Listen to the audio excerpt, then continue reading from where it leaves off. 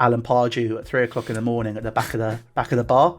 And then when I was about 8, Chelsea had just beaten Middlesbrough, and I did a knee slide up to Jimmy Floyd Hasselbank, who was on the losing Middlesbrough team. I want to see how your feelings differ from when Lampard got sacked to now. So I'm like 18, running a fan channel, and it was at that point one of the biggest on the internet, which is, I still can't believe they trust an 18-year-old. It was basically like, look, here's the keys, lock up when you're done. It took it out of me. I burnt out. Mentally, there was one point where it went very dark, and obviously the people that I thought were my friends didn't support me. I was kind of just left out to dry. I'll be straight up. It did. Suicide did cross my mind a couple of times. It has done in the past. This is actually the first time I've actually spoken about it openly on a podcast, to be fair. So when I was 2, my mum was diagnosed with breast cancer. And even after school sometimes, getting on the train, going up to London and seeing your mum just attached to a drip. Do you think then that going through all of those things that you have been through, has that changed or gave more reason to why you started Imperial Wharf? We are in a Saturday division in non-league. We are unbeaten. So right now, realistically, we are the best team in Southwest London. And yeah, you know what? It's not 100% Chelsea. It's not top of the game anymore. But do you know what? I am happy. Welcome to Football and Feelings, the podcast that produces a cocktail of football, life lessons, some light-hearted fun, and a dash of mental health just to perfect the taste. If you're new around here, then head over to iTunes or Apple Podcasts and leave a 5-star rating. That will help me grow the podcast every week. But for now, I'm joined by my lovely guest for this episode. He's an Italian stallion who lives for the beautiful game. He bleeds royal blue of Chelsea, and I keep telling him to get that checked, but he just won't. It's Tunbridge Wells's answer to Al Pacino. Louis. How you doing, Louis? It's all good. It works because my dad apparently looks like Robert De Niro. So then you've got like the amalgamation of both. I should have said De Niro. I did write that originally. I thought he's a De Niro man, but then I switched it up. To be fair, I am more of a De Niro man, but Scent of a Woman is a fantastic film. Watched that yesterday. Yeah. Loved it. But yeah, I'm very good. Thank you for the intro. That's one of the best ones I've ever had, to be honest. But sticking Tunbridge Wells in there as well, because that's the thing. Whenever people don't realise that's where I'm from. It's nuts. I've done my research, boy. I've done my research. I saw it on your LinkedIn, in case you're wondering. You're still on there. I should probably change that. Go to show I don't use LinkedIn that often. I'm happy to have you on. After months of you just turning up at my house, knocking on the door, throwing stones at the window, finally we got you on the pod. Yeah, I know. You got Dan on first. I was like, why is Dan so special? You know, I was there like, what's wrong with him? You know, but yeah, no, it's mate. I'm so excited to be here because I love it. I think it's such a good show. I listen to it like religiously. It's brilliant. Oh, that's nice of you, mate. That's nice of you. How are you doing? How are you feeling at the moment with sort of the end of lockdowns in sight, normalities resuming stage by stage? Oh, mate, I'm loving it. I think the biggest thing for me is like we're just be able to play football again. Because obviously it's kind of been locked up in the house. I'm very fortunate because even though I live in London, me and my housemate have obviously we've got a garden, so we could go and sit in it. Obviously not in December and January and February, but recently we've been able to go into the garden, put our feet up, sort of enjoy it. But it's been nice just literally, even though we're training down local parks, just getting 15, 20 guys down to a training session with Wharf and playing football, playing matches. It's just that's my favourite thing so far. Soon it will be going to the pub, but obviously we've got to get to there first. Yeah, life's all about balance. Yeah, exactly. Work-life balance. You got to get it right. You got to eat, pray, love. She has spaghetti. I just have a dart fruit. There's a difference. On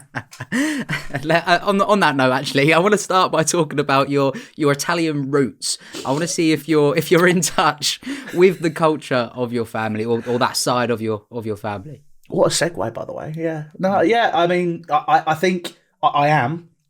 I'm more in touch with what I feel personally, my Italian side of my family than I am the English or the Irish, because I'm actually quarter Irish. I want to learn more about my entire family because I like my mum was from Liverpool and all that sort of stuff, and obviously she had Irish mum, so my gran was Irish, and then that's all of that. So I need to actually speak to my uncle about that because that's something I really want to learn about.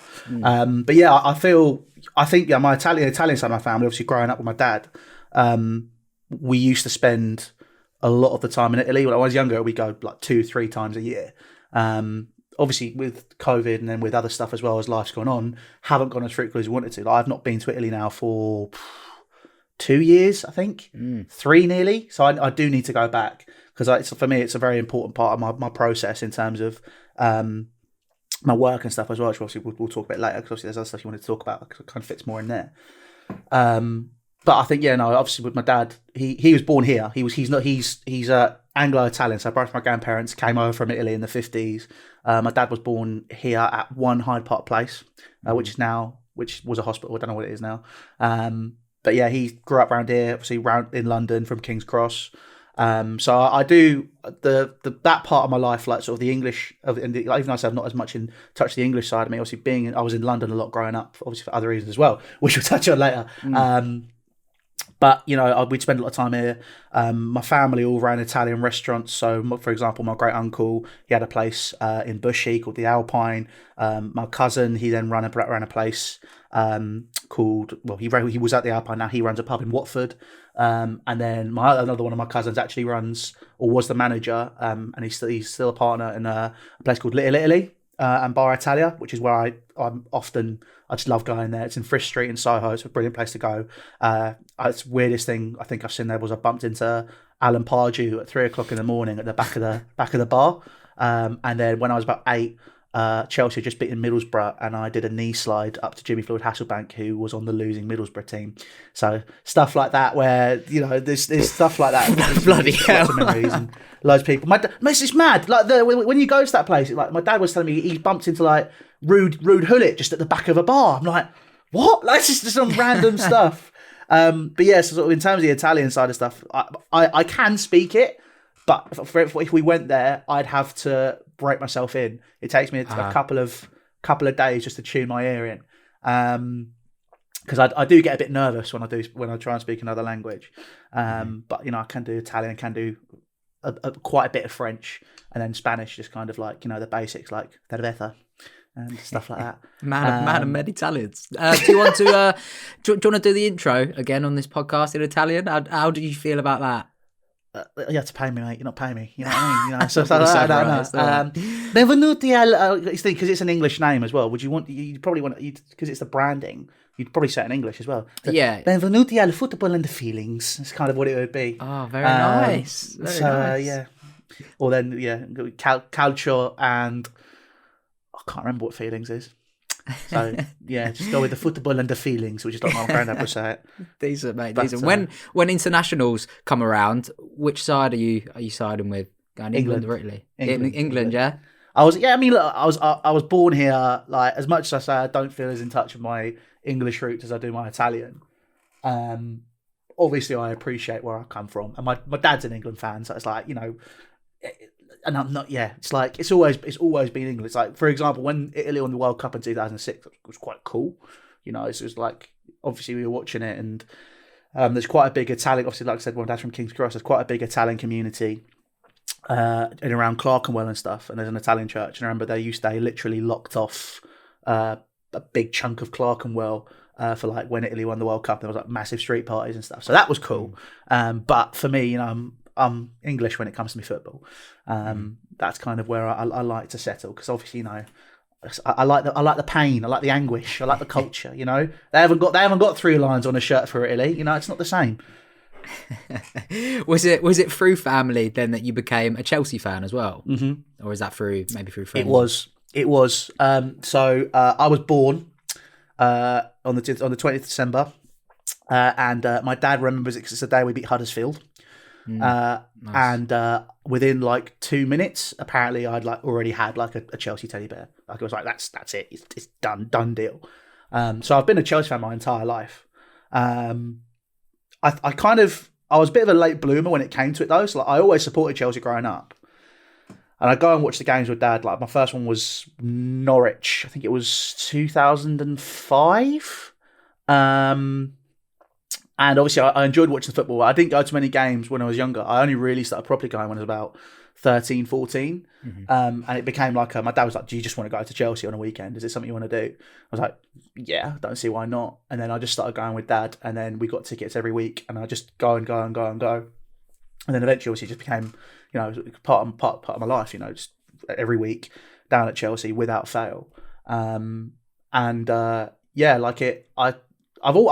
always loved Chelsea. Like I said, even though I was a late bloomer, kind to watch the games.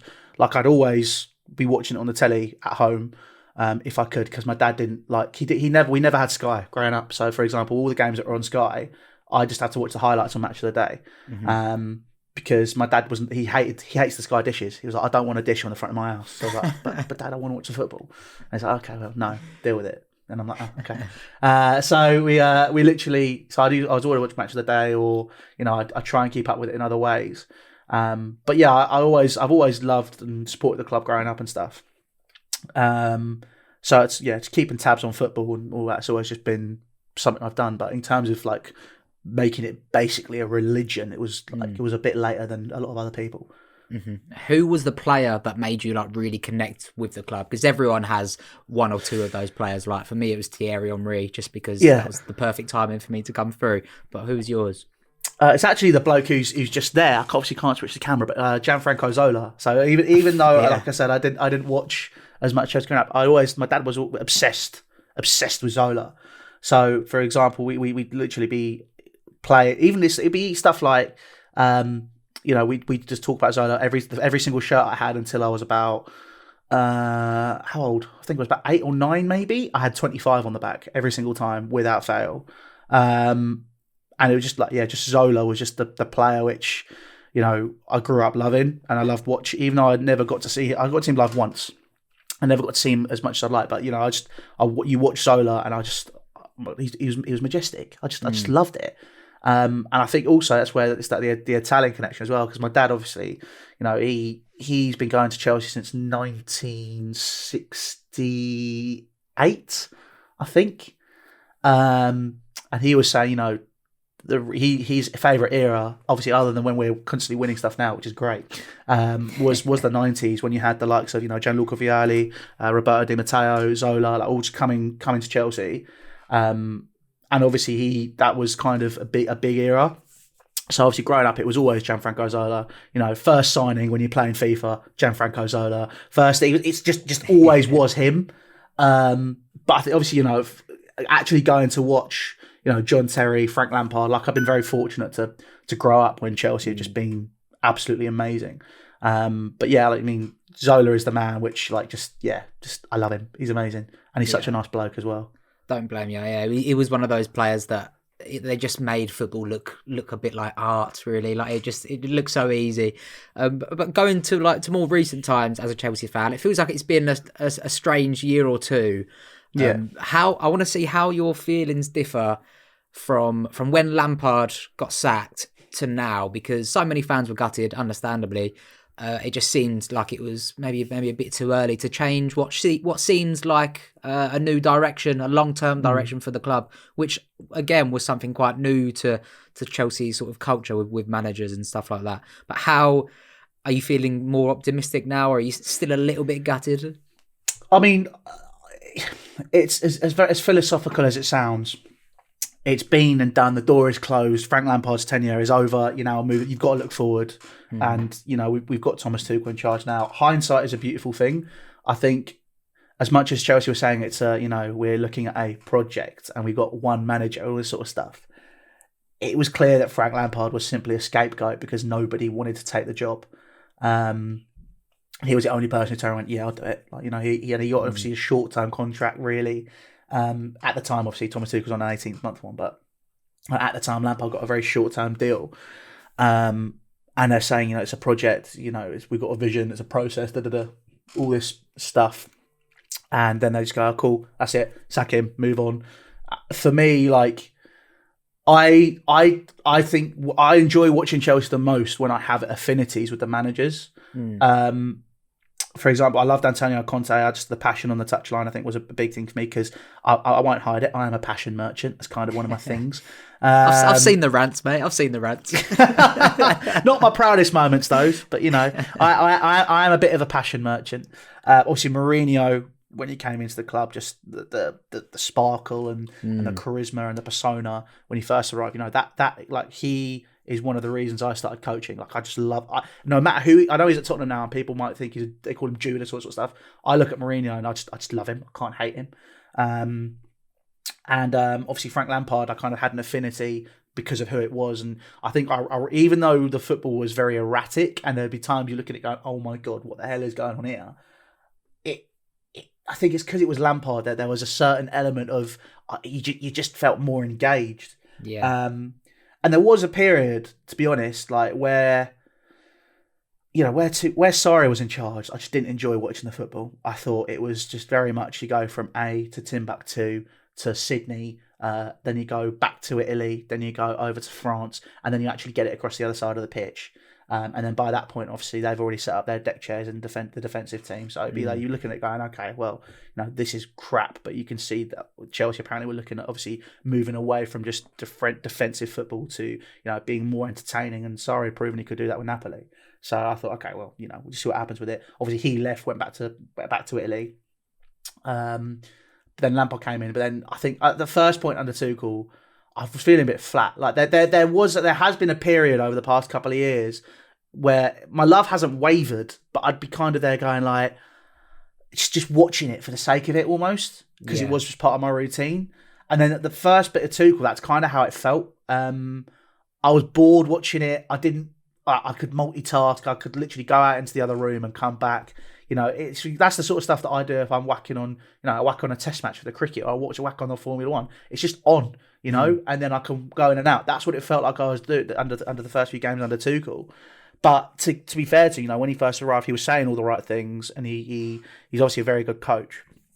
So I was just sitting there with my dad. Both are sort of going like, look, like you can't really have an affinity to a manager anymore at Chelsea. Like irrespective, they're going to say it's a project. What it'll be one vision, but with 82 million managers.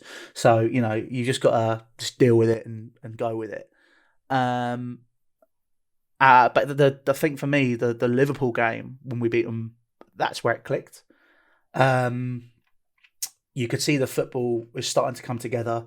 You could see that there was actually passage of play. It was never going to happen overnight when Tuchel first arrived, but I think the differences between him and Lampard are very apparent because Lampard was such a novice. The game management wasn't quite there. And, he obviously slowly developed it and pushed on.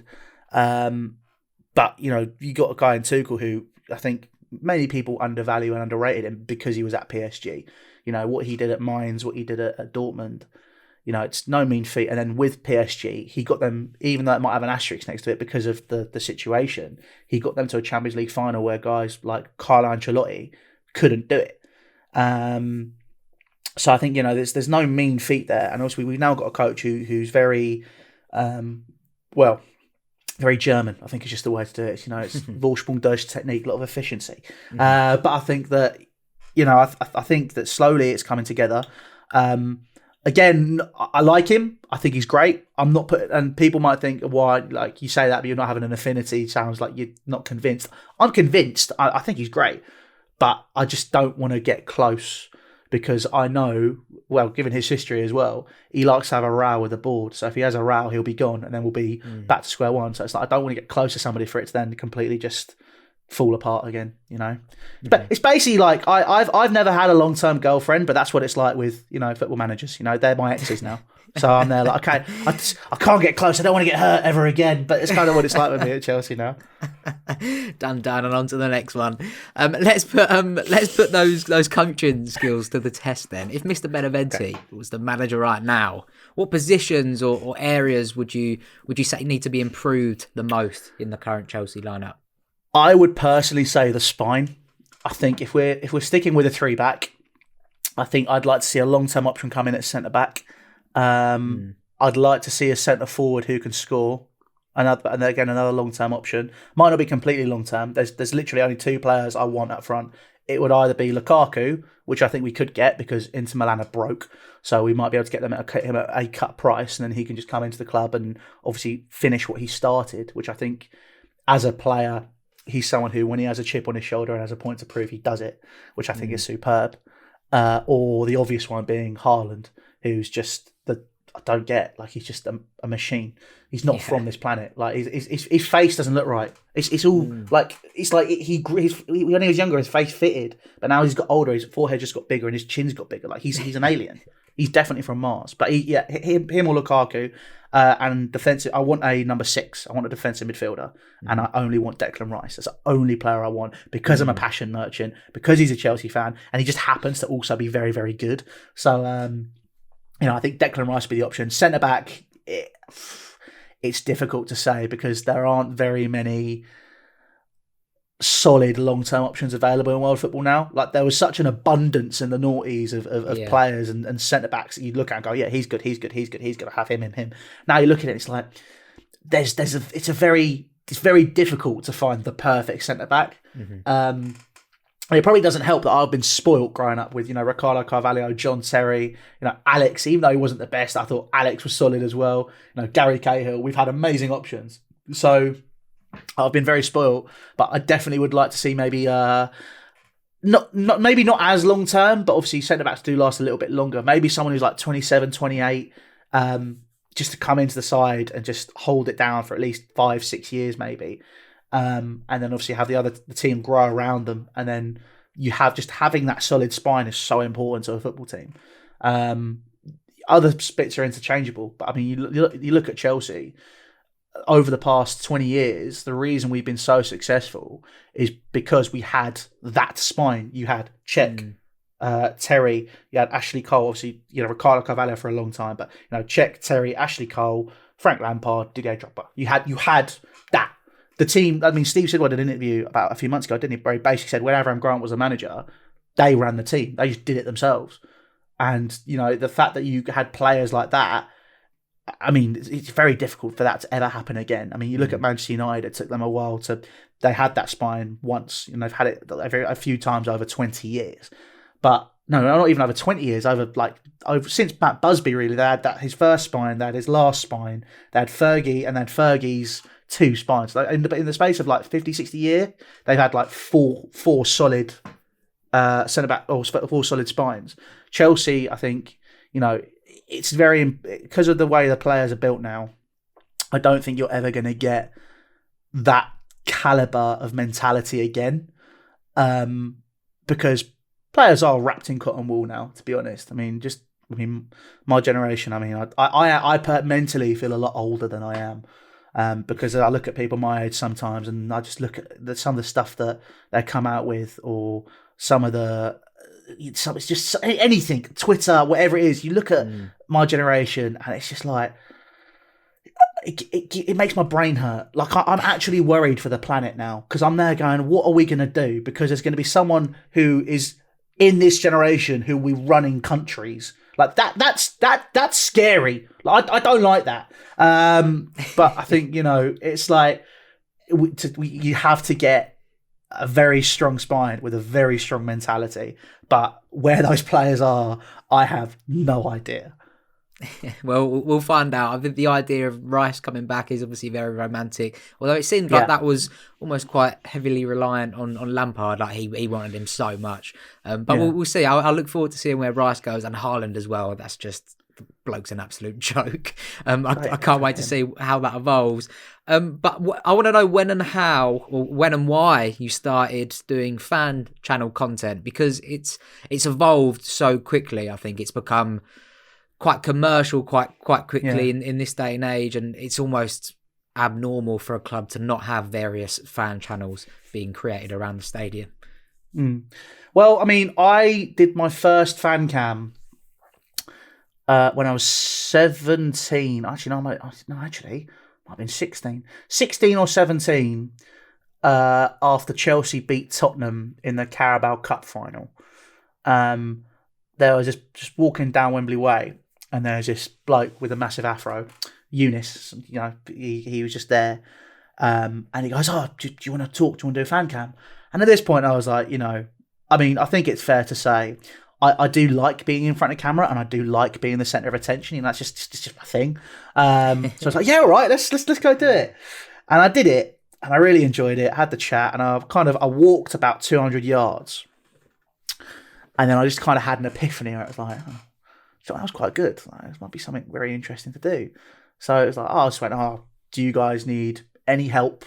Like, just doing it more and more. And they're like, oh yeah, that would be really cool. Like, yeah, let's just get you more involved. So then, yeah, like I just started doing more and more fan cams every single week. And then at the end of the season, I was kind of brought into the studio and all that sort of stuff. 100% Chelsea was part of Ball Street at that time. So I kind of went into there. And it just kind of evolved from there. And it just grew and grew and grew and grew and grew. And yeah, I just fell into it. I feel there's a lot of people now that are doing it because they want it to be famous, and because they want, they just want to do a fan channel because that's the thing. I strongly advise that if that's how people are approaching it, it won't work. I think I'm very lucky because I kind of it was very much just, I became mates with Eunice, I became mates with Dan, and it's like it just worked. It just kind of grew, but we weren't doing it because we wanted to have a fan channel. Like Eunice had been approached to sort of run it by somebody else, and then he took it and ran it. And then when he left, I was kind of like the last man standing. So it was kind of just a case of, Louis, do you want to run it? So I'm like 18, running a fan channel, and it was at that point one of the biggest on the internet, which is, I still can't believe they trust an 18-year-old. It was basically like, look, here's the keys, lock up when you're done. So right, okay. So it was a lot of pressure. And I was doing that alongside my studies and stuff. And then, yeah, I think the commercialization part of it, I understand why it's there, but I do feel in some cases it's very Animal Farm now. Fan channels, I feel, were set up to actually represent people. Whenever and when I say that, whenever someone said, oh, Louis here to represent Chelsea, I'd be like, well, I don't represent everybody. Like, I know there are people that think fan channels are, if we're going to name names, very much AFTV's bracket, which is, it's just a load of people that are yelling. Some that like, all the fans come on actually supporting the club, but then others, for example, which are very much like, it's AFTV, I've got to get on here. Whenever I did fan cams, I never uploaded people who I felt were doing it for the sake of clicks. I never wanted to do that, because I actually wanted to have engaging conversations. And if people didn't agree with it, I'd say, oh, fine, that's cool. I completely understand why you think fan channels are a certain caliber, because there is a certain level of stigma attached to them because of what they are. But, for me, I went into it going, I purely want to have conversations about the football. And I tell you what, if you're good and you talk and you can have those conversations, you'll be absolutely fine. But now, obviously, as fan channels have grown, they have just become media companies. And it was always bound to happen. But, when people are saying, we're the voice of the fans and all this sort of stuff, I'm sitting there going, but we're not anymore. If you're a massive media company, it's not the voice of fans. For me, a fan channel it has to be very grassroots. It has to be very almost not under the radar, but you can be known. It's good that companies like Sky and BT get fans involved and get fan media involved. Yeah. But I feel that there does need to be a certain element to it where you need to be on a grassroots level. You need to be boots on the ground, because if you're not, you just don't get the same vibe off of people. And obviously it's very difficult now with COVID and stuff, but being able to be on social media and have those conversations is great. But then at the same time, when you're doing that, you've then got the market becoming very saturated with everybody just going, oh, we're in lockdown, let's start a StreamYard and just do it. And look, I'm not excuse me French, I'm not shitting on those people. I'm not sitting there and saying, oh, well, you shouldn't be doing it. I'm not trying to sound snobby. But it's kind of like I said, it's like there are people which are doing it to just be famous. At the end of the day, however you want to do it, it's your prerogative. You do what you want. But there's like, you go on social media now, to be honest, I tweet and I put my phone down. Like if I actually engage in a conversation with somebody, you know, it's kind of one of those where it's like, cool, like I can actually feel I can talk to you. It revolves into, right, just drop me a DM, just talk to me there. Mm-hmm. You know, I sit, you put out a conversation and it's like just people sending for you and saying crap and just like, it's just all, I just like I said, I'm an old man in comparison to a lot of my mates, because I look at it and they put something on Twitter and they go off and vent and they start having an argument with somebody and I'm sat there going, just looking at my phone. I'm just going, oh, fuck this. Just put the phone down. That's it. I just can't be bothered, man. Like, there's some stuff where it's like, I feel, fan media, it has Animal Farmed on itself. So when they turn around saying, you know, we're the voice of the fans and all this sort of stuff, and it's not really grassroots and it's now just evolving into media giants and media companies, that's not, even though it's a fan channel and people speak of fans of the club, it's a media company. I think the best people to have actually kind of, even though they've grown, but they've kept that sort of mentality and that strength within them. I think the Redmen TV is the best at doing that. And I've talked Norwich City, Jack and Chris as well. Like, despite having like amazing connections with the club, they still have maintained that fan mentality of, this is what we are. We're not gonna try and be something we're not, and grow and develop and, you know, get all snazzy with how we do our stuff. And you know, I feel that, you know, there are other companies which haven't done that, and I've seen the growth of them turn into something which they said they'd never be. And I think that, for me, it's kind of one of the reasons I walked away from 100% Chelsea, just purely because I was in those offices with those people, and it's like, it was toxic. You know, it wasn't, let's make good content and try and engage with audiences and talk about football in a smart and intelligent way. It's right. What your views this month? What's the numbers this? What's the numbers that? What's the number? And it literally just became a business. And I'm sat there going, well, I understand that that's the case, but you still need to have that sense of fan media, that sense of conversation. The Kickoff, I think, again, is another great example of balance. You know, it's fantastic production value, fantastic conversations, and it's people that have obviously grown within the industry to become journalists almost, but they still have that sense of, we are fans of football. It's not the traditional NCTJ route. It's the very much, this is where we came from. This is a new breed, but this is what we want to do. But, you know, in other companies, it was very much numbers. And I'd be sitting there in meetings just going, do you know what? Like, this ain't worth it. It ain't worth it. Because there'd be meetings, there'd be politics, it'd be toxic. It made me a very toxic person for a little while, until I literally had to walk away and take a year away from YouTube. Like, I was literally doing Imperial Wharf. That's it. But I think fan media, it's changing and it's growing. But I feel that I'm not sure about it anymore. Do you know what I mean? Like, I think there's certain ways I want to do things, how I want to do the Chelsea Echo and how I want to do my personal thing. But I don't know. It's good that it's growing. It's good that it's saturated. I think it's fantastic. But I very much look at it now, and I think of that scene in Anchorman 2 when all the news companies are fighting each other. It's literally what it is now. And I sit there. It's like, you know, the inside of it's the inside of the industry is very much like, I feel, you think it's very glamorous, but it's very much Les Grossman and Tropic Thunder. That's pretty much what it was like working in certain areas. But it's one of those where I think it's great to see so many people doing it.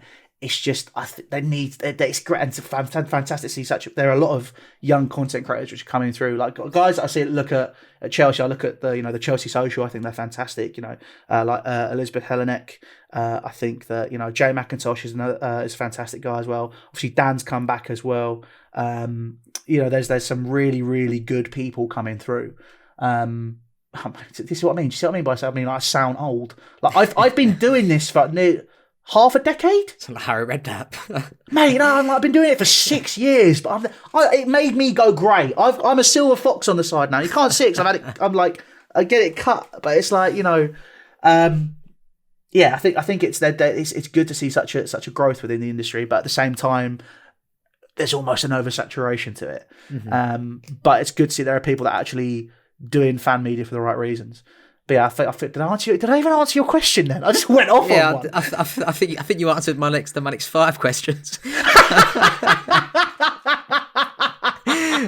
but no, on that note of 100% Chelsea, it seemed to like vanish off the face of the earth. Looking at the socials really quickly, but you're right. There is a very fine line with fan channels, I think, between representing the fans. I don't think you really can represent fans. No. I don't really think that's how it works, because every fan has different opinions. But you can always tell which channels run a journalistic approach, let's call it, and which run a clickbait approach. Like people they're not even trying to get good 10-minute videos anymore. They're trying to get good 5-second clips that then end up on the socials with like just one-liners, just one-line bangers. But I feel like we could quite easily get sucked into that negative part. But I want to know what the best thing was about being part of, like you said, one of the biggest fan channels, especially Chelsea fan channels, especially at the time in 100% Chelsea. What were the positives? I think for me, I think it was, I enjoyed the boots on the ground. I enjoyed speaking to people. For me, that was a big positive. There's the obvious things where it's like, you get to go on Sky Sports, you get to this, you get to that. I was very fortunate to go to Azerbaijan because of 100% Chelsea. And it's like, there's all those obvious things. But for me, I'm a man of simple pleasures. Sometimes it might be expensive simple pleasures, but I liked the, going into ground, feeling people could talk to you, just engaging in a good conversation about Chelsea.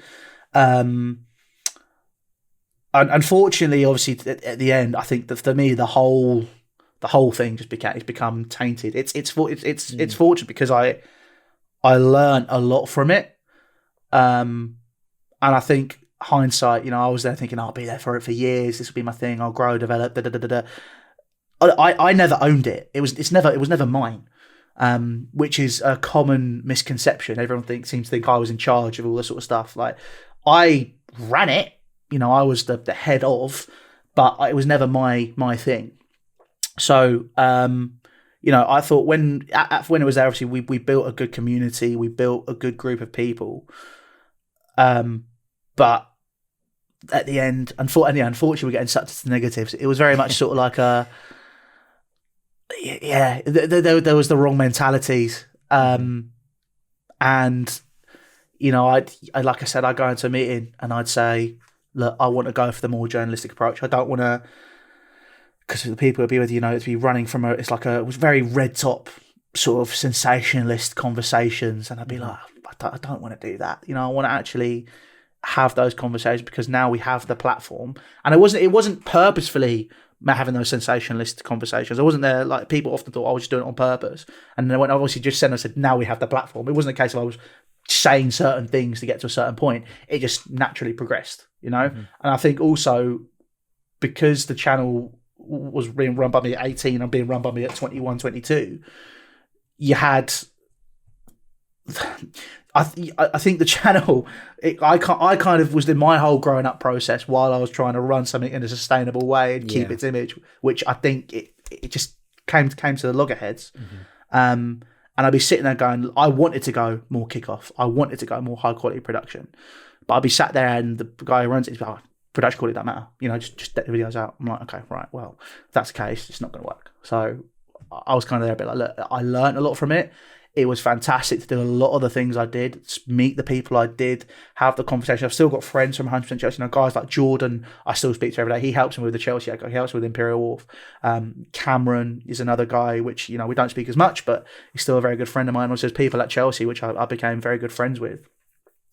But yeah, it's like, for me, I stepped away, in some cases at the right time, at some cases at the wrong time. But yeah, my mental health, it just wasn't sustainable at all.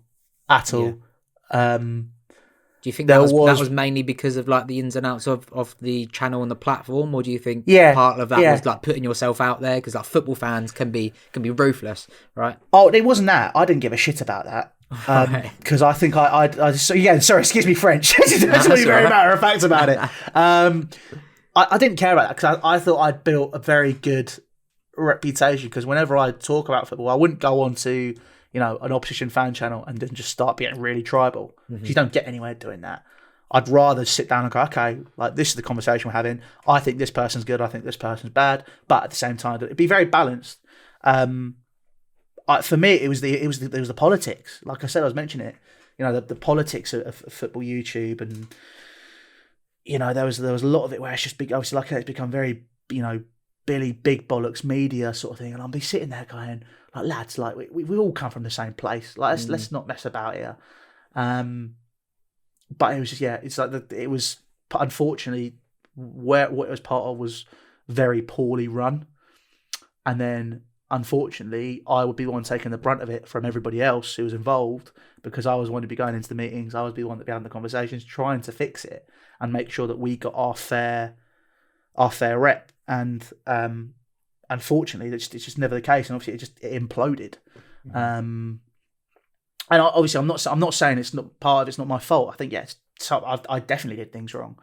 But like I said, I was looking at it in hindsight, I'm going, do you know what? Like, I was 19, 20, 21, doing a degree at the same time. So I was basically doing a full-time job and a full-time degree, and it took it out of me. I burnt out. Mentally, there was one point where it went very dark. And obviously the people that I thought were my friends didn't support me. I was kind of just left out to dry. So it was very difficult. But now I've moved on, and like I said, it was a very important part of my life, and I think it was cool to do it. But coming away and not hitting rock bottom, far from hitting rock bottom, but coming away and just being able to sort of just look rather than be in amongst it. Because if you're in it, you don't get to see it. When you're out of it a bit and you can just watch, you can see where things went wrong, what I could do differently, what the situations are. And I just took the time just to look at it and go, do you know what? I'm going to go to Chelsea and I'm going to enjoy myself. Guys, big props to, George Benson, Yannick, Eunice, Nini, all these guys, which are literally gone, you need to come back, you need to do stuff. Dan, obviously, as well, just like come do content. It's important to have someone like you about and just have those conversations and just develop a good pool of people where we're all kind of in the same vision, but we're all on our independent paths, but we can all support each other. I think is fantastic. And biggest credit has to go to George, because he pretty much kicked me dragging and screaming when I was at my lowest point. Like, I didn't want to do anything. Like, after 100 Chelsea ended, obviously there was a lot of drama, which was completely out of my control, and I don't think it has had a long-term impact, but it had an impact on the image and the product I tried to create, and sort of how I put myself forward to the world as I was something, and then I was being created as something which I'm not. How so, do you think? How do you think you were being sort of portrayed? Oh, I was portrayed as the bad guy who did everything wrong, and it was all my fault all the time. There was a lot of things to do with financial situations which were completely out of my control, and I'd explained that to those people several times. And it didn't help that if they didn't fulfill a contractual obligation, I was too nice, and I went, do you know what? If you do this bit for me and fill this contract with me personally, because when the company says don't pay them, they're not worth it, and then you go, okay, well, I disagree with that, but if that's how we're going to do it, I can't control that. It's your thing. I have to go with it. I then go back and say, right, I'll try and help you as much as I can. And then they then again fail to fulfill something, and then I'm painted as the bad guy again. It's like I got painted as this evil, conniving, toxic. It wasn't nice. It wasn't nice, and it did have an impact. And I'm still trying to pick up the piece from that. Mentally, I've from that year, I do have. I've been diagnosed with anxiety and depression. Not severe, thankfully. There are people which are in a much worse place than me. But just from that, at the end of 100% Chelsea, when all the stuff was happening, and I felt like I couldn't do anything, and I wanted to help them, and I wanted to do things. I was having panic attacks. I was, PTSD. Like it was bad, really bad. And it's when it kind of showed me. I thought I was a good judge of character at that point, because growing up, I never really had many friends. I was very much an outcast, which I think, do it in the sector that I am now. I think that's a very good thing, because it means that, I can create my own thing, and I can, I want to build a community where people can feel that they can come together. But yeah, I thought I was a very good judge of character. Turned out I wasn't. But now, people might disagree with it. They might see it, they might disagree and say whatever. It's like, cool, whatever. They won't have a conversation about it. I've often made it clear that I want to fix things. I want to, even if we can't be friends, I just want to sit there and be like, look, this is what it was. Let's actually be a grown up and have the conversations.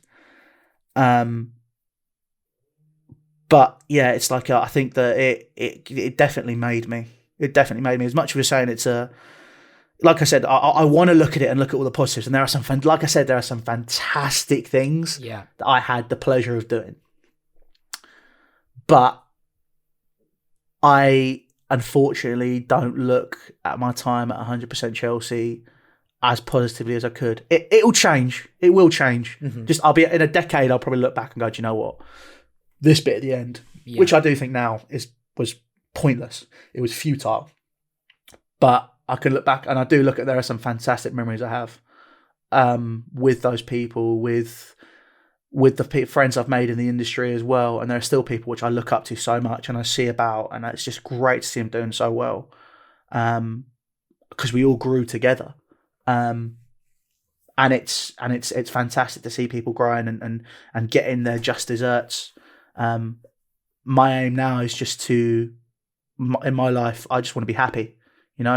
I want to have my friends around me, my family, and just people. I'm still ambitious, but I don't just want to look at the numbers, because that's where it all went wrong. I want to make good things, and if the numbers come, which hopefully they do, if they don't, I've had that part of my life. I have to move on. But I want to make good videos and good content, create a good community online where people can feel that they can have a good conversation and not just fall into futile, stupid arguments on the internet, and just literally sit there and go, well, let's dissect things and talk about it properly. And look, like I said, it was a very important part of my life, very important people, very important lessons learned. Now I just need to look forward and just sort of go, cool, I've done it, fantastic. I didn't hit my target. I don't have the silver play button. That was one thing which for me is always going to be a black mark. But I've got other projects now which I look at and go, do you know what? We're going to get them there instead. Mm-hmm. And it's, as much as I don't care about the numbers and the silver play button and all that sort of stuff. The silver play button, it is nice to hold something out and go, I've done this. Yeah. Fuck yeah. Let's kind of literally sit there and go, yeah. Mm-hmm. But it's I just want to enjoy what I'm making, and just I want to be the control. I want to be the master of my own destiny.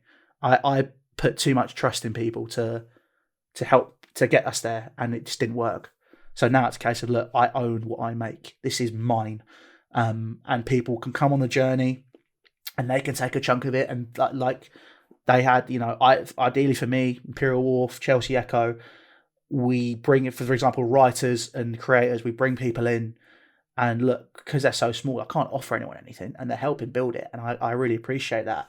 But it's a case of, look, if you want to move on, I just want you to feel that you've achieved something. I want you to feel that you can look at it and go, this is what I've done here, and we can move on. And that's already happened with a couple of people at Imperial Wharf. We've got Joe Lee. He started with us. He was actually a player at first, and he just wasn't getting in the team. So I said, look, can I do some media stuff? He's now moved on. He's now working with Seconds Out Boxing as a presenter, as a producer, absolutely smashing it there. One of my best friends, Jodie, we were at uni together. She came to Wharf. She was doing stuff. She then worked with loads of different clients. She's now working with BT, big media companies, sorting out all their media stuff as well. So I'm very proud to be able to, help people get a foot on the ladder and then move on. And that's something which, I want to be able to do while I can't offer someone anything. But at some point, it would be nice to hold on to some people and be like, right, well, actually, I can offer you something, and we can actually build something together. And even if it does become a conglomerate company, which I've kind of said I didn't want to become, we maintain a certain path and a certain mentality, which means that we do represent a certain sector of people. And I don't want to say represent, because like I said, you can't represent everyone, but you have a good conversation, good journalistic approach, I'd say, and just good practices to build something. And it's going to take longer, no doubt about that, but I'd rather build something great to last 100 years than something good and is quick to build that'll last you 25 years. You know, every single business I look at, because I was in that very dark place, and I'm not there anymore, but I'll be straight up. It did, suicide did cross my mind a couple of times, has done in the past. I hope, touch wood, you know, I never go back there, and I just got to keep controlling my demons. But it's a case of, I look at stuff as, right, if I build something, are there the people there where if I get hit by a bus tomorrow, we'll continue it and make it good and continue to look at what we're doing. And I'm very proud that everything I'm doing now, I have those people there. And there are people which they might move on. You know, in some cases, I really hope they do, because they're very, very good, and they don't deserve to be down here. They deserve to be up there. Wait, hang on. That sounds, based on what I just said, that sounds. They don't. When I say that, they deserve to be at the very top of the game rather than like back down, sort of just in the middle, just there. You know, I'm very fortunate to be surrounded by really, really, really good people, and we're building something awesome together with whatever it is. And yeah, you know what? It's not 100% Chelsea. It's not top of the game anymore. But do you know what? I am happy, and I'm happier, and I feel stronger in myself. And I'd love to get back up there. But I know if I do get back up there, mentally, I'm going to be a hell of a lot more stable. A hell of a lot more stable. And I think that's the most important thing, because I'll be so focused on it. Yeah, I think it goes to show how important it is about having the right people around you. Like, you're a product of your surroundings, a product of your environment, in everything you do. And you can only be as I guess, as passionate and as joyful and as committed as the people around you. And if you don't share the same visions as people, I guess that's something that maybe the school system could help us with a little bit more. Once you get into like a friendship group at school, or like when you're a bit younger, it is quite hard to step back and sort of take these things in. Well, it's ironic them for what they are. Yeah, well, it's the school system that actually tried to stop me doing YouTube, and actually, again, it's another thing where I said I was mentally recovering from obviously what happened to me over the past couple of years.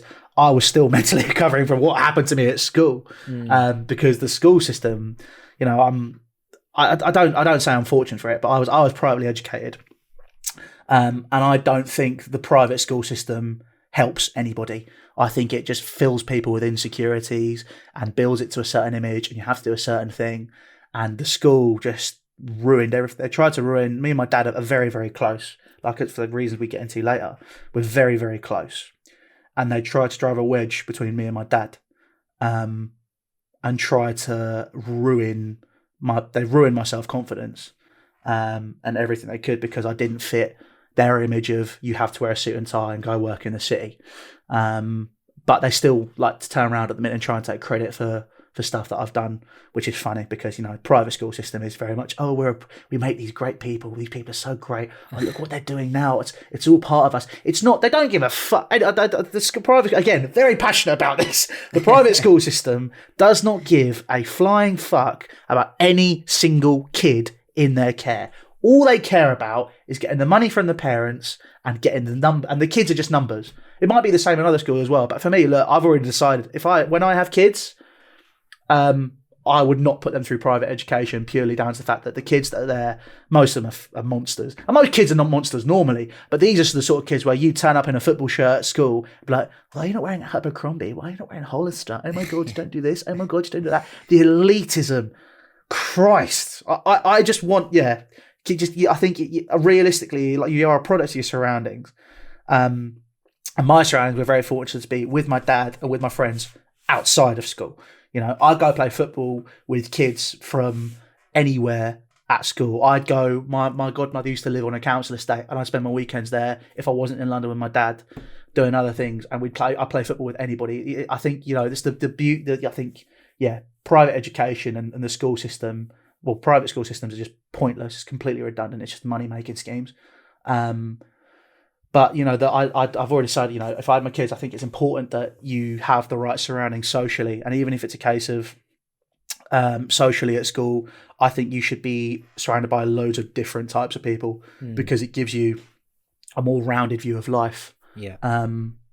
Rather than where I was unfortunate to be, which was just surrounded, quite frankly, by arseholes. There are a few nice people to have come out, but it's the school system. It could do a lot more. But look, I think just the school systems in general, in terms of sociability and just general life and what it can do for you, is completely outdated. But it's a very important stage of people's lives. Definitely, I definitely agree with you. But I think it's a credit to yourself for sort of breaking that mold that was sort of set there for you to enter. But I'd like to, before we talk about Imperial Wharf and the sort of passions that you're working on now, like we've been doing, I try to talk about the adversity that people face. I wanted to talk about your mother, because I know on your 18th birthday, in what was called the Beneventi Derby, you raised money for a cancer charity, which is something close to home for you. Would you be willing to talk about why that is something so important to you? Yeah. So it's actually the first time I've actually spoken about it openly on a podcast, to be fair. So when I was 2, my mum was diagnosed with breast cancer, and it kept coming and going. But unfortunately, when I was 6, she did pass away. And obviously for a 6-year-old, like it's a very, I honestly, I remember going to the hospital to see my mum. I still remember that. I don't remember the day at all. I just kind of blocked it out. But I remember the hospital she was at was called the Royal Marsden. Now the Royal Marsden it's a hospital which, honestly, they have been, and they still are, because I do pop in when I can. Obviously, unfortunately, I haven't been able to because of COVID. They are amazing people who we raised money for on my 18th birthday. Now, my dad is the reason I said we're so close, is because he and my godmother were the most amazing people on the planet ever. My mum, obviously, when I first started going to school, my godmother was my carer originally, because my mum used to work in the city as I think she was like HR or a headhunter for a company called Michael Page, and she decided to just step away from it because she wanted to come look after me. And she was my godmother at the time. She was like a childminder. She was like, "Thank you very much, but we'll see you very soon. Take care of yourself. You've been very important to us." My mum started having cancer again, and my godmother just came back and looked after me and my mum. And my dad, just kept going, and like I can't imagine what he went through. What he went through in terms of working, trying to look after, a dying wife, and not sheltering, but to a kid who didn't understand what the hell was going on. It was just life, every weekend, going up to London, and even after school sometimes, getting on the train, going up to London and seeing your mum just attached to a drip or just in a hospital. And you'd see all these people. It was just normal. And I still look back now, and obviously I still didn't completely understand it. But the Royal Marsden, sort of, when my mum did die, they did everything they could to help us afterwards. I had therapists sort of helped me sort of understand it and get over it. I had someone at school as well look after me and stuff. But the most amazing thing that the Royal Marsden has done is they had a support group for my dad. And it wasn't just made for him, it was made of people who are all widows and widowers. And my dad went to this support group in Fulham and met my stepmom, whose husband had died about a month before my mum of a brain tumour in the same hospital. And she had a son at that point as well, so my brother. And they brought us together basically as a family. And we are very lucky, because I know there are people who aren't as fortunate as me, excuse me, who aren't as fortunate as me, who, haven't been able to have 3 mother figures in their life. Like Gail just came in and she's treating me as her own son. Excuse me. Wow. Oh, this is emotional. Woo! She treated me as her own son. And I've grown up being fortunate, being able to have someone like that in my life. And then from that as well, Dad's got married when I was 11 to Gail. And we've now got, as a product of that, I've now got another brother who is, kind of the glue that binds all of us together. And I think, like I said, like you're talking about breaking molds, I'm very proud. Sorry. No, mate, it's okay. It's okay. We don't have to. We'll go into it as much as you want to. I don't want to. No. I'm happy to talk about it. It's important to talk about it. It's just, yeah. I'm very proud that my family is a mutt, and it's not a pedigree, and it's not someone who you look at as the perfect family, which you see on TV, and is kind of set out in life as these people are what you should be. And I'm very proud that my family is like a mutt, and we've developed and we've grown, and it's something which the Royal Marsden I can only credit for. And on my 18th birthday, it kind of, because it was that's sort of, society. And I know I've said that, I'm very proud that we're a very different society, and that's what my family always were. Even like I said, with the private school system, my family were always outcasts, always, whatever school that we were at. I went to 2 after primary school, and the first one we were just outcasts from the start. Like no one wanted anything to do with us. And the second one, I felt it was the same, especially at the end. And that step which I could take with all of my friends, when I turned 18, we all just went, right, fuck it, let's go play some football. And we just went down to the local Ashtray, booked it out. We raised £300-400, and we just played a game of football, which we're going to do it again, hopefully. Obviously, me and my dad went, well, I might play, but my dad's already said that's the last game of football he'll ever play. But I'm so proud that we could raise money together for such an important cause, and a group of people which, did so much. And for me, my aim in life is always, anything I do is just to make my mum proud. And actually, obviously, the record this is the month that my mum passed away on the 27th of April. So April is always a very hard month for me. And like we were talking about with Italy and how I feel the connections, my mum, her ashes are split between Liverpool, which is where she's from, and Italy. So both places are very, very special to me. Italy especially because whenever I go there, she's got this, I'll send you pictures if you want to put it in. She's got this, where she's buried, her ashes are put in the same cemetery as a lot of people from my family. And she's got this amazing view of the hills in Italy, where it's just rolling, beautiful, quiet. And where she's buried, you've got the church at the bottom of the hill, and the cemetery's at the top of like a spiraling, massive hill where the bell tower is as well. And it's because the bell tower is actually separate from the church. And you get to the cemetery, and then there's another about 100-yard walk where you can just sit by the bell tower. And for me, because I think that's also a big part of my healing process over the past couple of years, which I haven't been able to do.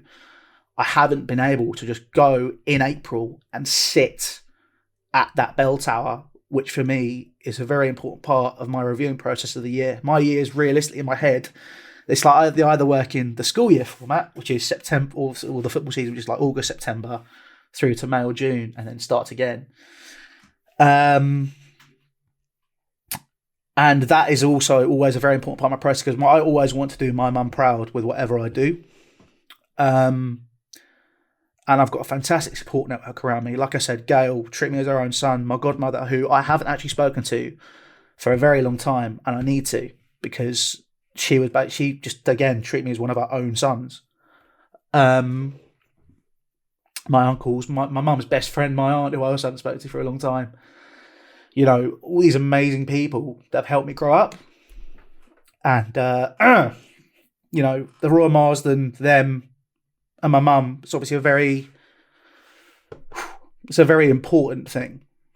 And it's something which I think, you know, like you said, you go into it as much as you can. I'm happy to go into it. But I think it's important that people can try and be open about the whole process. And I think for me, I'll never... I think Chris actually explained it best to me.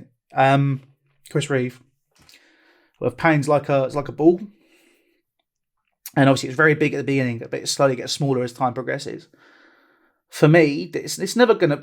It's got smaller as time goes on, but you know, and there's things which I've had to deal with mentally, and crossing certain boundaries. Like Gail I call her mum. She's my mum, and then there's times where I remember one of my friends' mums asked about it. She's like, "Oh, how's Mario? How's Gail?" I was, "Oh yeah, mum and dad are good." Do you find it weird calling her mum? And there's times where it's even stuff when it annoys me that people use that to get to me. I know she didn't mean to get to me, but she. You know, when I try to explain to her, you know, it's people just don't seem to understand it. And obviously everyone's on their own individual journey. But, you know, for me, I look at it and I think the whole process it's very much, I think grief isn't something which men often speak about. And obviously I've been very fortunate to be surrounded by very loving people who have just engaged me in it. And it is looked at as a weakness. My family is the thing I care about more than anything. And when I say to people, you know, people just say it as they look at it's just a stereotype. You know, it's just the way I was raised. And it's not just the Italian thing of like, oh yeah, we're a family. You know, everyone's seen the fucking Sopranos and The Godfather. Oh, we're a family. Oh yeah, thumbs up. I don't look at that. For me, if I have my Imperial Wharf family, I have my Chelsea Echo family. I have my work, my friends. That is my family. That's I care about even if I only met you 5 minutes ago, but you're part of that journey. You are part of my family, and I will fight for every single one of those people as much as I can, every single time, and always have done. But being my mum and my family, my immediate family, it's always used to try and get to me. That's the thing which people use because they know it's a soft underbelly. Because I've grown to hold on to a bit more, but now sort of, you know, obviously as I've got older, I think, you know, we talked about rants. I've calmed down a lot. You know, I'm not as angry as I was. I know there was obviously lots of other factors. I mentioned school. The school was a factor why I was always angry because I never had the support I felt I should have had. You know, I've always felt like like I said, I always felt like an outcast. I've always felt like I'm somebody who.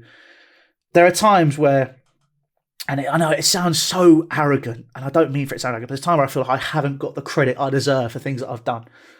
And I've just grown over the past 18 months, 2 years to learn that, to be frank, I don't really give a shit about what those people think about it. I care what the people who I'm working very closely with think about it. And I care what my friends and my family who have actually, the people who, because there are people I've met along the way who I you know, who are through YouTube that, you know, are actually now my friends. You know, they're people that I care about. The opinion, like I said, Chris Reeve, I care about so much. Nico, who's at Wharf, he's like my big brother. But mostly my family and my friends who have seen me develop from just the fat kid who did stupid shit, and was really loud, but, you know, clearly had a vision and wanted to go somewhere, to someone who has actually achieved a certain amount of that. And I'm nowhere near done, but, you know, has continued to achieve and grow. And obviously they're the ones which have seen that whole process, and they're the ones I care about. You know, everything I do is to make everyone I really care about proud. Every single thing. And yeah, I might not do things which people are proud of sometimes. I do stuff I'm not proud of sometimes. Blimey, some stuff I look back at and I go, why the fuck did I do that? But, you know, for my mum and everything, it's just so important that I do everything right, because she isn't here to see it. But every single step I take, I have actually on my desk, I've got a box which is, it's like actually I've got it here, I'll show you. It's like it's in here. It's like a little box my dad gave me actually when I went to my second school. I kept it in my pocket the whole time. It's actually a box which got a lock of my mum's hair in it. It's got like a little cherub, and then on my desk I've also got some of her perfume and stuff like that, just to remind me that this is what I'm doing it for. And I still remember my first day at Ball Street. I have a picture of me and my mum and my grandma, which is actually the one I put on social media a lot, of the three of us. Sat there, and I put it on my desk, and I was just typing away. I was like, why have you got pictures of your family? I was like, what? I was like, oh, nobody really has pictures of their family on their desk. I was like, oh, okay. At this point, I was just 18. I didn't think anything of it. I was like, oh, yeah. Right, okay. But now I look back at it, it's like, I get people that they kind of want to keep, especially with YouTube. Like my family are involved in Imperial Wharf. You know, my dad's an advisor, my mum's an advisor. My brother takes pictures, and my youngest brother is convinced he's going to play for us one day. So, you know, at some point I've got all my family involved, but it's kind of very much like I like to keep them separate and not sheltered, but purely because, like I said, over the past couple of years, they're seen as a weakness and an underbelly. Yeah. And they've been so strong throughout this entire process. Like, people have asked them things and questioned them on it, and not made the stuff that isn't true. But, you know, everything I do is for my family.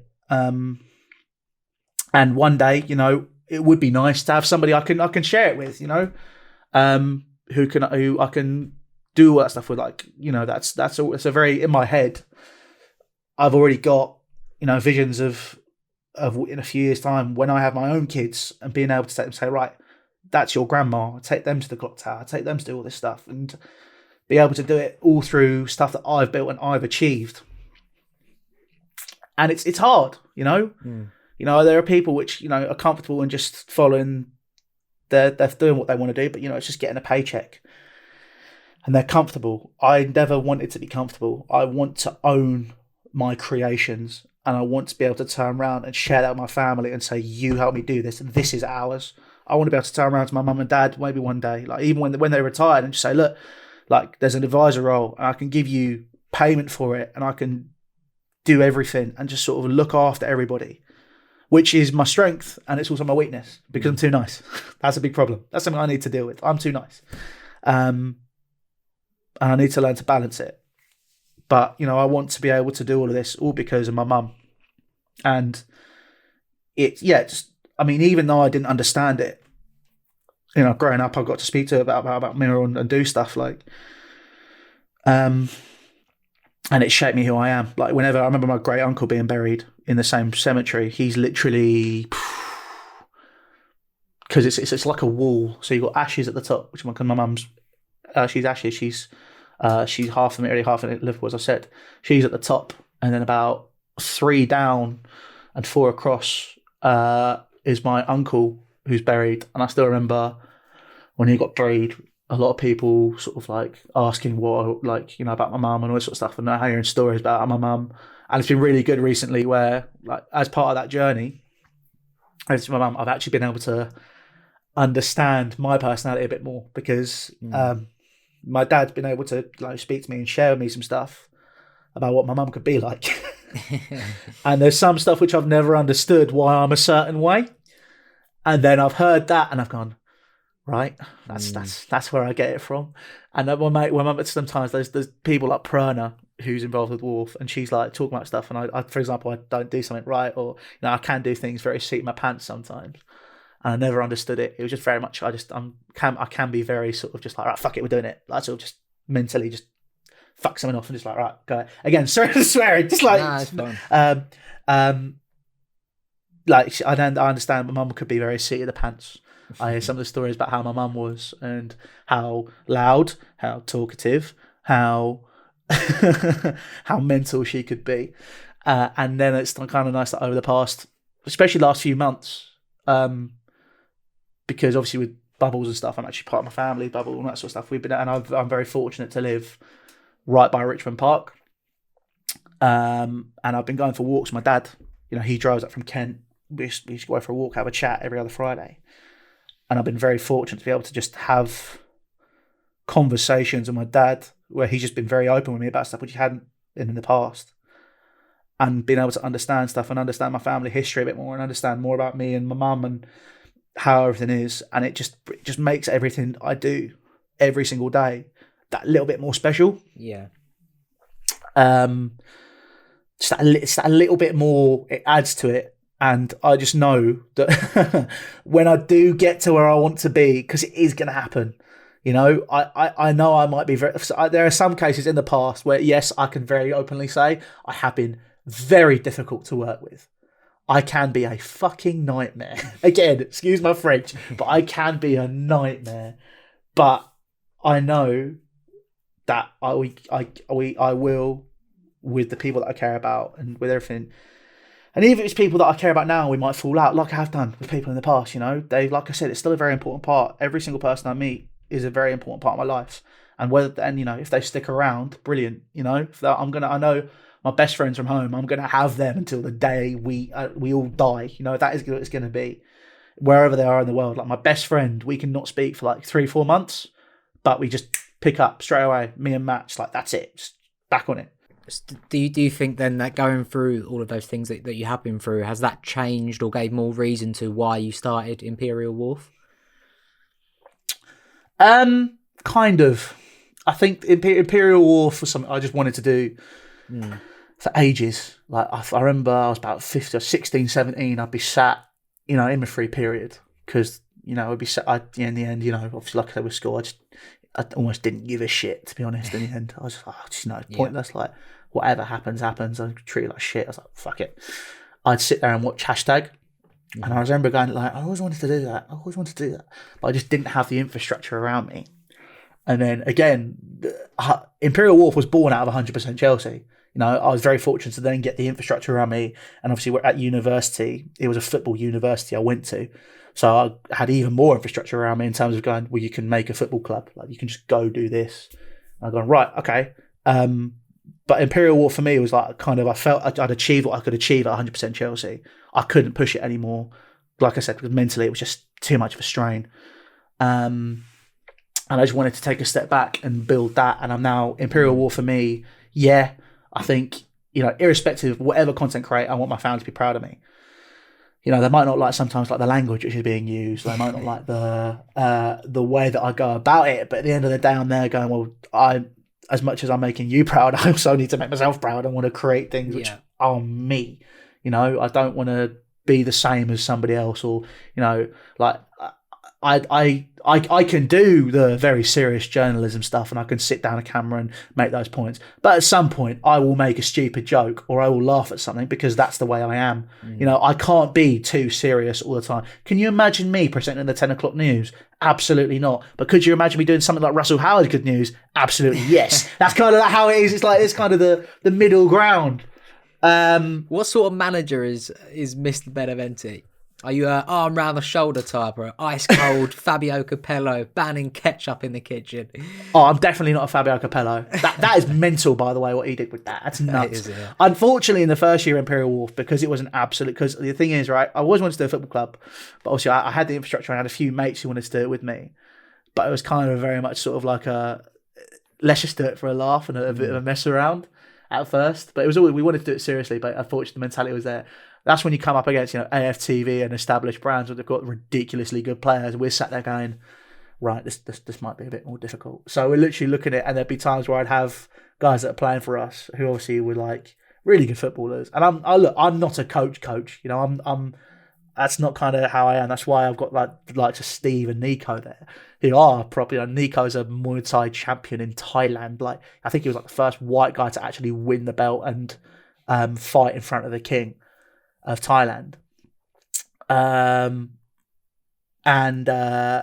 Yeah, like I the first year was very much like a kid's football coach. It's like, okay, guys, we're only 3-0 down. There are some positives in that though, but inside I was absolutely seething and wanted to sit there and go, for fuck's sake, I just do this.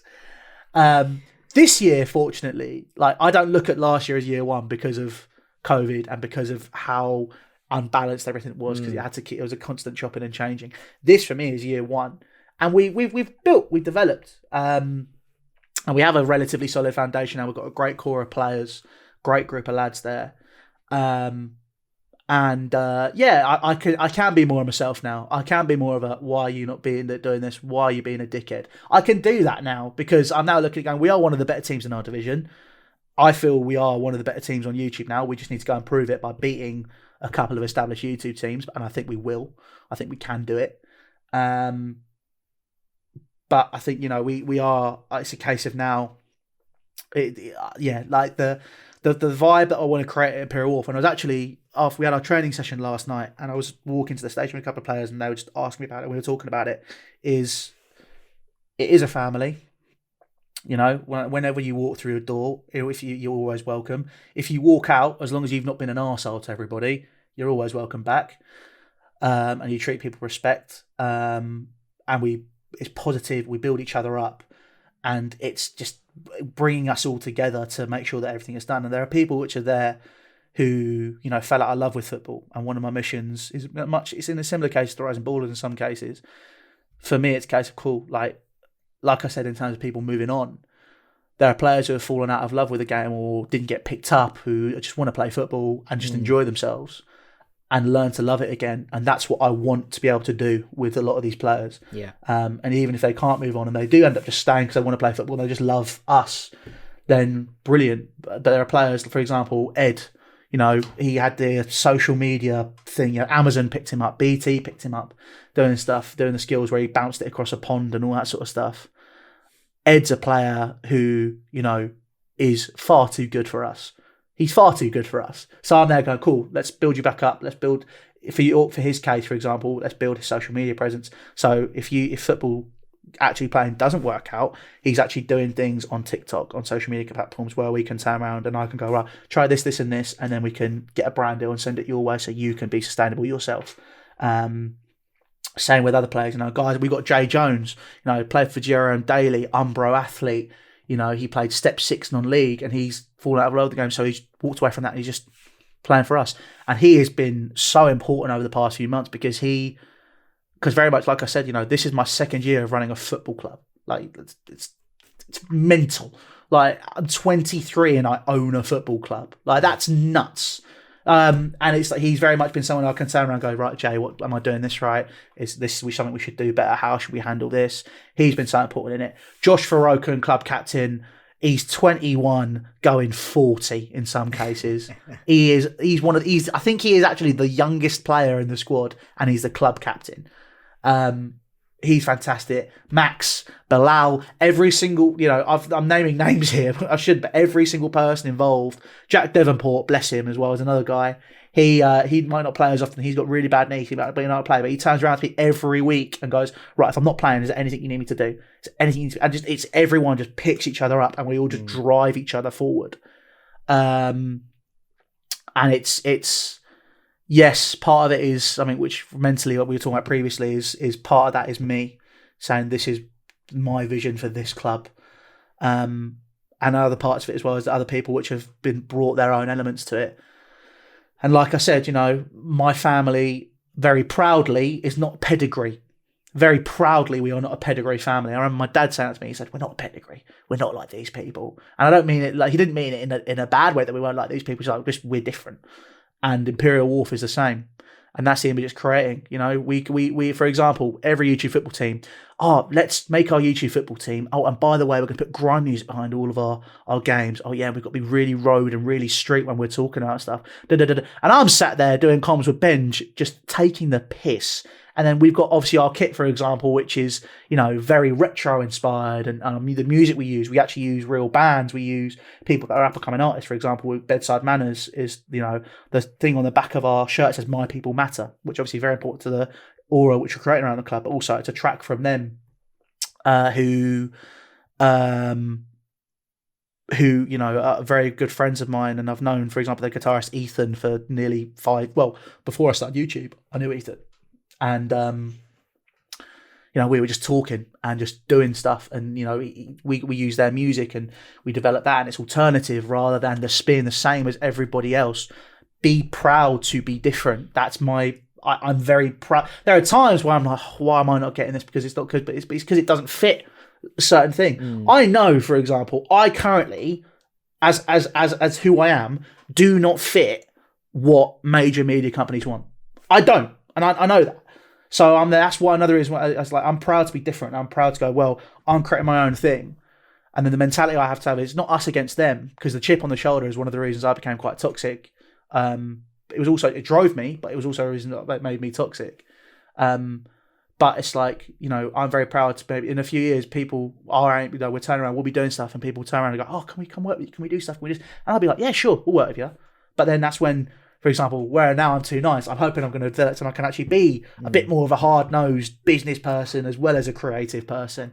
I want to make sure that everything we create, because it's me in charge now, because I'm doing it and I've got the right people around me, we are creating the right thing. And it's like I said, it's going to take longer, but we're very proud to be different to everybody else. YouTube teams can get a bit of stick, I think, from the traditionalists, I guess you'd say. But yeah. Is that something that has ever concerned you? Or, I mean, you've sort of grown up with it. Have you been able to like fully embrace it? Oh, people have always turned around to me and said, what you're doing is stupid. So I've kind of just taken it and embraced it. Already, we've had people turn around when they score a worldie against us and go, put that in your fucking video, all this sort of stuff.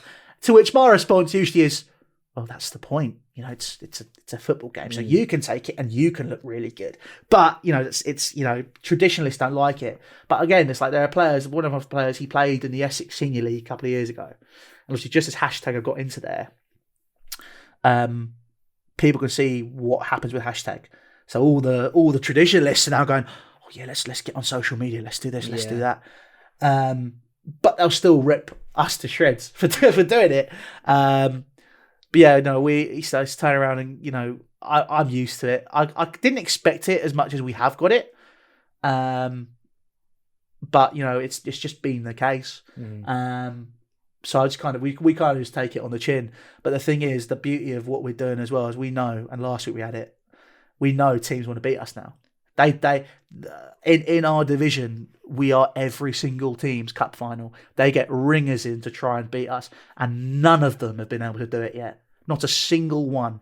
So they can get their non-league players to come in and try and tear us apart. But we still stand there, and even if we don't win, it's a draw. And the draws annoy us. We want to win every single game. But even if we get a draw, we're kind of there still going, still unbeaten. Very much, unfortunately, I don't want to be like that. Sort of how Arsenal were when Robert Pires felt the need to dive to get a penalty against Portsmouth, so they are now unbeaten still. But I'm there turning around going, do you know what? If we're winning games at the end of the season for me, if I've got behind me here, there's space for 2 trophies. I've made space, so I'm there going, cool. They're going to sit behind me, and then we'll have 2 trophies behind us, and we can push on and kick on, defend them, and maybe even go into other divisions. The next stage for us is once we've won these, is I want to beat.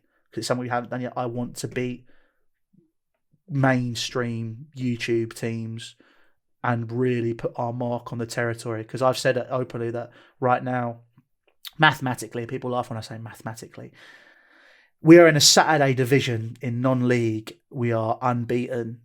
So right now, realistically, we are the best team in Southwest London. And, that's a fact, mathematically. But you can't just beat it mathematically. I want to be able to turn around to SE Dons in the next 2 years and go, yo, put your balls on the table. Let's have a game, and then beat them. That's it for me. I want to be able to turn around and say, this is who we are. This is what we're building. get on now or get on later. But if you get on later, you're not going to be as big a part. You're not going to see the whole process for what it is. FC Dons took 5 years to get to where they are. You know, this ain't going to happen overnight. Yeah. Hashtag took 5 years to get to where they are. So I know what we're building is special. So it's just a case of putting it into place now and pushing forward. But, you know, YouTube teams do get stick. But to be honest, now they're going, do you know what? And all of us, we don't care. You know, we just, the thing is, we don't look at ourselves as a YouTube team. We are a football team which happens to have a major strength in media creation and social media. You know, that's just what we are. You know, we are still a football team that turns up. If they want to see us as a YouTube team and kick 7 shades of shit out of us to try and beat us, so be it. But we'll still get up and we'll turn around and go, right, we'll put 3 goals in your net then. Do that. Simple as that. You just got to have, unfortunately, you know where I'm saying I can be too nice. Slowly over the past 6 months especially, I've grown that mentality. I've grown back to certain parts of it, which there were certain parts of, like I said, which were good, where the chip on the shoulder was bad, but there's certain parts of the chip on the shoulder which were good. So I can now turn around and go, this is what we are, this is what we're doing, have that. You know, this is what we're going to be doing, and you're going to turn around to us and do what you want. Cool. We don't care. We're developing our own thing. And we're loving it. It's brilliant. Oh, mate, great stuff. I'm great that you're feeling so passionate about it. I'll keep an eye on the fixtures list. I'll get along to a game soon. Definitely, man. Always welcome. Louis, we've touched on so much today. An awful lot of topics. I think this might actually be the longest episode I've done. Maybe there's been a lot of different pathways to this conversation. But I feel like that's a good note to round it off on. So I'd like to thank you for joining me today. Thank you for having me, man. I appreciate it. I appreciate it even more so. And also, I understand, I could see it wasn't easy to talk about some of the things that you spoke about. Like you said, you haven't spoken about it on podcasts before. So I do really appreciate it. Thank you. I'm sure it will help other people as well listening to it that have gone through similar things. It's the least I can do. I really appreciate it, man. It's a fantastic show. You've had some fantastic people on, and I'm glad to be able to, you know, I'm glad you felt you could bring me on. I'm glad you felt that I was, you know, good enough to bring on, and, you know, yeah, I do appreciate being able to open up about it. Yeah, even though it was difficult, you know, you have to face your demons. You can't keep running away. So you just got to keep going. Really, that's life, peaks and troughs in it. So yeah, I'm glad I could. Hopefully, I can help some people with it. So yeah, I really appreciate having me on. Great stuff. Pleasure, mate. My pleasure. And to the listener, thank you for joining me today on the Football and Feelings podcast. Head over to the socials, maybe find me on there. Just search Liam Masters on Twitter or Football and Feelings on Instagram. But now I'll see you next time. Cheers.